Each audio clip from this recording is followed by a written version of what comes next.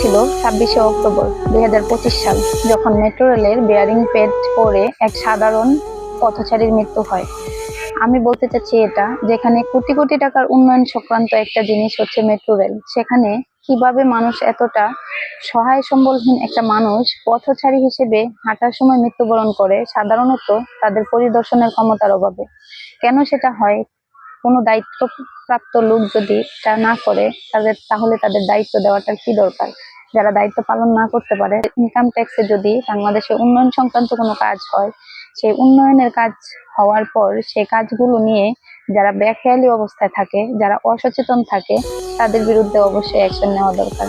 ধরেন, আমি শুনেছি নিউজে সড়ক প্রাথমিকভাবে মন্ত্রণালয় থেকে ওনাকে ৫ লক্ষ টাকা ৫ দিবে। লক্ষ টাকা আর দেওয়া হবে। এরপরে হচ্ছে যে কিন্তু ৫ লক্ষ টাকা কি আপনাদের একটা পরিবারে মানুষের যদি কেউ জীবনের থাকেন বিনিময়ে যিনি হয় মানে কাজ করার, ক্ষতিপূরণ? আপনারা যিনি বলেন। কাজ করতে পারবেন, সাধারণত ৫ লক্ষ টাকা দিয়ে তার হয়তো তারা যোগ্যতা নিজের অনুযায়ী জীবনটাকে তাকে আমরা মেট্রো রেলে একটা চাকরি দেব। সাময়িকভাবে এটা বোঝাতে চাচ্ছে যে তাদের ক্ষতিপূরণ দিয়ে দিছে, কিন্তু ৫ লক্ষ টাকা তাদের ক্ষতিপূরণ কি আসলে হবে?